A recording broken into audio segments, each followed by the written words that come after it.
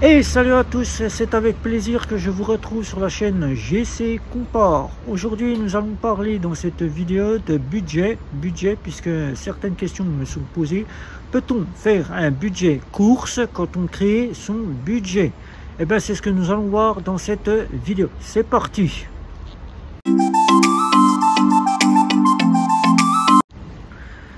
Un budget, il faut se rappeler que c'est pour les personnes qui sont en difficulté financière, les personnes qui veulent apprendre à gérer leur budget et toute autre personne qui souhaite établir un budget. Il n'y a pas que les pauvres, il n'y a pas que les prestataires sociaux, il n'y a pas que les personnes chômeurs, il n'y a pas que les personnes qui sont en situation et qui gagnent bien leur vie qui sont exclus de ce système-là. Tout le monde peut créer un budget. Un budget, ça sert à catégoriser ses dépenses pour avoir une meilleure façon de gérer ses finances et de pouvoir, quand on est à faible revenu, quand on est chômeur ou quand on est prestataire social et qu'on n'a pas beaucoup de ressources, pouvoir essayer de faire en sorte de se sortir de cette situation. Mais le budget, ça n'a pas été créé pour ce budget-là. Ça a été créé aussi pour les personnes qui ont des dettes, et qui se rendent chez leur assistante sociale ou qui vont voir des personnes spécialisées dans la catégorisation de budget et qui se créent des budgets. Voilà.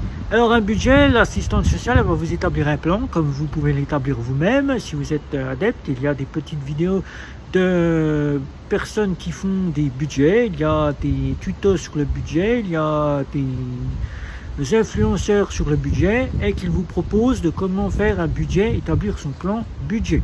Et c'est là qu'on me demande, est-ce qu'on peut établir un budget course? Là, je vais répondre à ces personnes. Si on a une famille et qu'on a des enfants, c'est pas possible d'établir un budget. Si on est seul, on peut s'établir un budget. Car quand on est seul, on ne va pas dépenser des courses comme on le dépenserait pour la famille. On ne va pas dépenser des courses qu'on n'a inutilement pas besoin.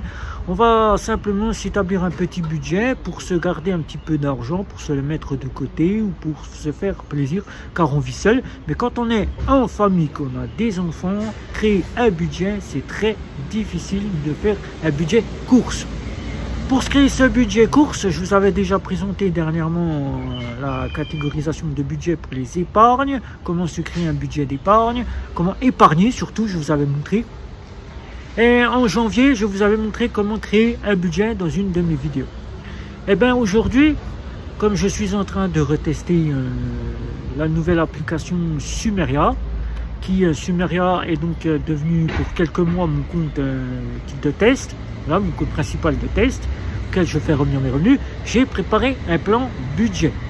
Plan budget auquel il faut savoir que ce plan budget, ça se prépare de deux manières. Il faut savoir que déjà, avant de se faire une petite partie budget course qu'on peut essayer de tenir mais qu'on n'y arrivera pas puisque ce n'est pas possible de ne faire un budget course quand on a une famille. Mais quand on est seul, là on ne se pose pas la question. Si on se dit en étant seul qu'on veut mettre 300 € pour faire le mois pour ses courses, on va y arriver, ça c'est sûr, puisqu'on va pas vider le frigo en un jour ou 2 jours ou une semaine. On va pas aller faire des courses toutes les semaines, car on sait que seul on va manger moins que quand on est une famille nombreuse, qu'on a des enfants. Alors simplement là, pour se faire un budget, ça se crée de deux manières. Le premier budget qu'on va créer, c'est le budget auquel on va payer ses factures. C'est le budget facture qu'on va payer, c'est-à-dire le loyer, les assurances, l'électricité, l'internet, les parties mobiles auxquelles on va payer tout ça. On va déjà se mettre dans ce plan avant de pouvoir essayer de se faire le budget course. Déjà, il faut savoir combien on va dépenser totalement chaque mois pour ces factures. On doit connaître sur le bout des doigts ce qu'on paye. Une fois qu'on connaît sur le bout des doigts ce qu'on paye, on rajoute juste simplement si on a des augmentations ou si ça baisse, on diminue. Et là, on peut se faire un budget. Déjà, c'est le premier truc qu'il faut se faire.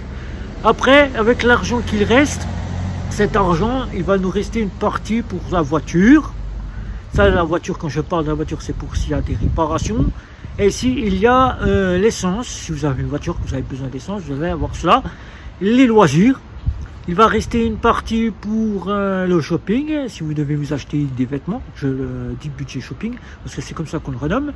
Et il va rester le budget course. Et bien tout ça, il faut savoir gérer entre ces 5 parties et de se dire, ben, pour la voiture, par mois, je mets 300 € d'essence ou 200 € d'essence. Je dis 300 parce que moi, je rajoute toujours 100 € de plus, car ces 100 €, je les utilise pour la réparation de la voiture. Donc, je mets 300 € par exemple.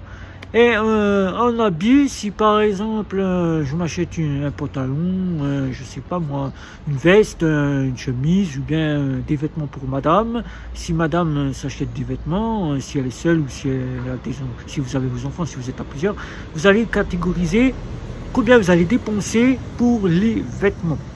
Ensuite, il vous restera une somme qu'il faudra partager entre les loisirs, les courses, et tout le restant qu'il vous restera, ça sera pour l'épargne. Mais comme je vous ai dit, l'épargne, quand on est à faible revenu, qu'on est pauvre, voilà, excusez-moi du terme, mais il faut le dire comme ça, puisque on veut ainsi en France qu'on sorte ce terme-là, eh bien on va sortir ce terme-là, même si c'est pas un terme qu'il faut dire. Être pauvre, nous y sommes tous. Même si on a un bon salaire, on est pauvre quand même. Voilà, je l'ai dit, il n'y a pas que les gens qui n'ont pas de salaire qui ne sont pas pauvres. Voilà, il y a tout le monde, tous ceux qui touchent un salaire, tous ceux qui n'arrivent pas à s'en sortir sont pauvres. Voilà, je le dis ici, comme ça il n'y a pas de confusion. Alors les pauvres, les personnes au chômage, les personnes prestataires sociales, toutes personnes qui sont là, auxquelles ont une somme d'argent. Cette somme d'argent restera pour les loisirs et la partie course et la partie épargne. Mais comme je vous ai dit, quand vous êtes faible revenu, prestataire social ou chômeur à faible revenu, que vous ne pouvez pas le faire, les épargnes, il faut regarder si ce qu'il vous reste, seulement ce qu'il vous reste. S'il vous reste que 5 à 10 €, ben vous mettez 5 ou 10 € sur les épargnes, comme je vous ai fait dans la vidéo budget. Ça, c'est une budgétisation pour l'épargne. Les loisirs, là, les loisirs, c'est comme bon vous pouvez le faire, car souvent, les loisirs, on ne peut pas trop en faire, car on dépense plus pour payer ses factures quand on est une famille nombreuse, quand on a des enfants. Quand on est seul, ça, les loisirs, on peut se le permettre de se mettre de l'argent pour les loisirs, mais quand on est une famille, on ne peut vraiment pas faire grand chose. Alors les loisirs, on essaie de chercher du côté de chez soi, ce qui peut être présenté par la commune, les associations, ou bien si vous avez envie de sortir avec vos enfants, vous trouvez des loisirs, par exemple en forêt, faire une petite balade, faire des jeux, je sais pas moi, vous trouvez des options comme par exemple découvrir des fleurs, jardiner, c'est des loisirs, voilà. Tout ce que vous ne pouvez faire gratuitement, vous ne le ferez pas en payant. Et l'argent que vous pouvez mettre de côté pour vous dire, si ce mois-ci je ne peux pas me permettre de faire de loisirs, je le mets pour le mois prochain et je vais essayer d'obtenir et de ne pas piocher dedans pour faire des courses. Et bien là, vous allez garder cette partie shopping si vous devez vous en acheter. Si vous ne devez pas vous en acheter, ben vous mettez l'argent pour les courses. Et là, c'est les courses qui vont nous intéresser. Les courses, c'est très difficile, on ne peut pas. Quand on est une famille nombreuse, quand on est seul, ça peut encore aller, on peut encore gérer. On peut se dire avec 300 € ou 400 €, on peut se dire même s'il y a des imprévus, je peux me permettre de racheter des courses. Et si j'ai de la famille qui vient, si j'ai des amis qui viennent, je peux me permettre de faire des courses, puisque c'est dans le budget que je me suis fixé. Mais quand on est une famille nombreuse, une famille de 4, je parle plusieurs, voilà, eh bien on ne peut pas, car on a toujours des imprévus. Le mari qui revient avec des amis, qui dit à sa femme qu'il invite, ou bien qui téléphone à sa femme qui dit qu'il invite, ou la femme c'est l'inverse, elle fait la même chose, ou bien il y a la famille qui vient et qui s'invite le dimanche, vous avez les grands-parents, vous avez un anniversaire, vous avez les enfants qui demandent beaucoup plus de choses, vous avez des goûters parce que les enfants ont mangé plus de goûters, vous avez pas mal de courses à faire, et bien là c'est toujours ça qu'il faut réfléchir. Et même si vous ne pouvez pas vous établir un plan, on a toujours besoin de piocher pour faire des courses. Là, il y a une petite technique que moi j'utilise, que j'ai appris en apprenant la budgétisation, car il faut savoir que mon entourage, comme je vous ai dit dans la vidéo sur les épargnes, m'ont appris, car eux, ils étaient dans les dettes et ils ont eu besoin et eu recours à la budgétisation pour pouvoir ficeler et payer toutes leurs dettes qui maintenant, ils utilisent toujours la budgétisation. Et cette budgétisation, course, c'est déjà de se faire une liste de courses de tout ce qu'on a besoin d'urgent. Quand on est prestataire social, l'urgence, c'est d'acheter de tout, car on a mangé de tout. Ça, c'est de se dire, mais là, quand on achète de tout, c'est de regarder au magasin les promos, les prix. De se dire, puisque je ne peux pas acheter du Kinder, exemple, c'est une marque que je vais citer ici, mais ça sera la seule marque que je vais citer ici. Si mes enfants veulent du Kinder et que je ne peux pas en acheter parce que mon budget ne me permet pas d'acheter du Kinder, je regarde l'équivalence, le premier prix qui sera leur rapproche d'un Kinder. J'achèterai des chocolats moins chers que les chocolats plus chers. Si je dois acheter de la viande, eh ben je fais plusieurs magasins. Je compare les prix et j'achète là où il y a la viande le moins chère. C'est-à-dire, par exemple, je fais un magasin comme par exemple Leclerc, où c'est le plus souvent dans tous les villages où on trouve des Leclerc, où je fais par exemple des Lidl, où je fais par exemple des Cora, pour ceux qui connaissent Cora, où je fais des Carrefour, et j'en fais plusieurs. Je compare les prix et j'achète la viande là où il y a le moins cher. Si je veux prendre par exemple 1 kg de bœuf et qu'il est à 10 € à Leclerc et qu'il est à 8 € à Auchan, je vais l'acheter à Auchan. Comme ça, je fais des économies. C'est pareil pour tout ce qui est des produits ménagers, tout ce qui est des premières nécessités. Je compare les prix, je fais plusieurs magasins. Je ne fais pas qu'un seul magasin. Et moi, avec cette inflation, je fais 8 magasins.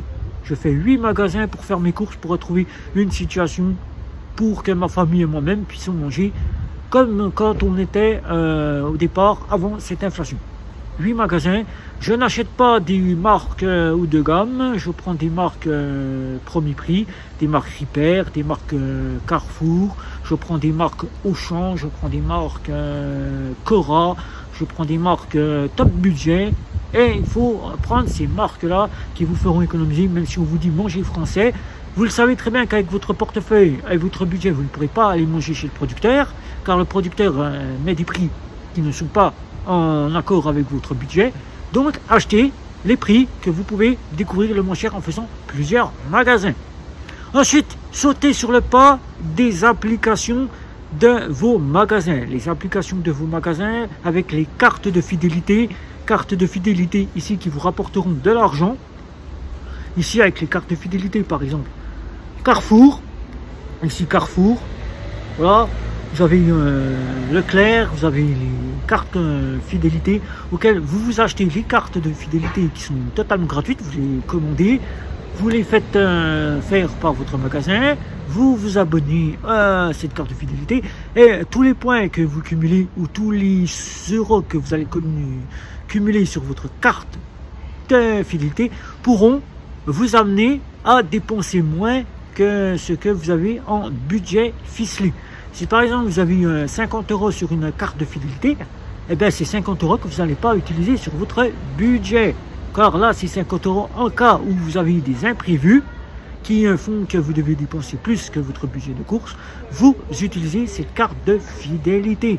Cette fidélité pourra vous apporter aussi des réductions sur certains produits. Les catalogues, les prospectus avec les comptes que vous avez créés de vos applications, de vos magasins. Ça, c'est une chose qu'il faut savoir et qu'il faut prendre. Le cashback. N'oubliez pas que le cashback, si votre banque vous permet d'avoir du cashback, de passer votre carte bancaire au magasin et de récupérer ce cashback qui peut aussi vous faire voir à la suite que vous avez récupéré des euros et ces euros, les cumuler pour faire en sorte de moins dépenser dans votre budget course. Là, comme je vous ai dit, c'est quelques petites options. Quelques petites options que nous pouvons mettre en place qui, on se le sait, un budget course, on ne peut pas vraiment, quand on est une famille nombreuse et qu'on a des imprévus, pouvoir se dire qu'aujourd'hui je peux me ficeler un budget de 500 €, car je sais qu'avec tous les imprévus que j'aurai dans le mois, anniversaire, la famille qui vient manger le dimanche, le mari ou la femme qui nous disent qu'il y a des amis qui viennent manger, ils sont là et vous êtes obligé de refaire des courses, les enfants, il manque toujours quelque chose pour les enfants, vous êtes obligé de racheter, et là c'est le budget course qui est le plus difficile à faire quand on fait un budget. Alors calculez bien, comme je vous ai dit au départ, ce que vous dépensez pour les factures avant de vous établir un budget.